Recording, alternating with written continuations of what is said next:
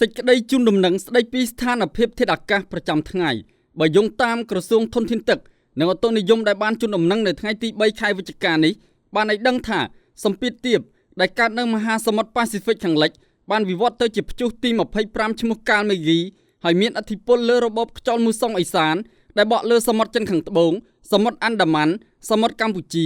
អាងទន្លេមេគង្គនិងលើព្រះរាជាណាចក្រកម្ពុជាដែលស្ថានភាពបែបនេះនឹងធ្វើឲ្យចាប់ពីថ្ងៃទី3ដល់ទី5ខែវិច្ឆិកាឆ្នាំ2025មានលក្ខណៈដូចតទៅតំបន់វាលទំនាបសីតុណ្ហភាពមធ្យមអបបរមា21អង្សាសេនិងសីតុណ្ហភាពមធ្យមអតិបរមា29អង្សាសេខ្យល់បក់ពីទិសឦសាននិងបូរមានល្បឿនមធ្យម3ម៉ែត្រក្នុង1វិនាទីបណ្ដាលឲ្យខេត្តបន្ទាយមានជ័យបាត់ដំបងពោធិ៍សាត់កំពង់ឆ្នាំងសៀមរាបកំពង់ធំកំពង់ចាមត្បូងឃ្មុំព្រៃវែងកណ្ដាលតាកែវស្វាយរៀងនិងភ្នំពេញអាចមានភ្លៀងធ្លាក់លាយឡំជាមួយផ្គររន្ទះនិងខ្យល់កន្ត្រាក់គ្រប់ដណ្ដប់លើផ្ទៃដី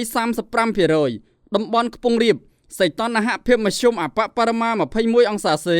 និងសីតុណ្ហភាពមធ្យមអតិបរមា28អង្សាសេខ្យល់បក់ពីទិសបូរនិងអាគ្នេយ៍មានល្បឿនមធ្យម4ម៉ែត្រក្នុង1វិនាទីបណ្ដាលឲ្យខេត្តកំពង់ស្ពឺ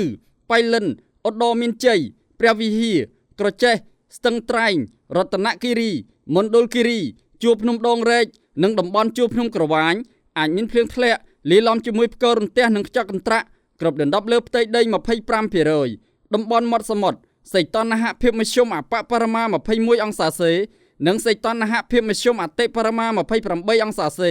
ខ្យល់បក់ពីទិសនិរតីនិងអាគ្នេយ៍មានល្បឿនមធ្យម5ម៉ែត្រក្នុង1វិនាទី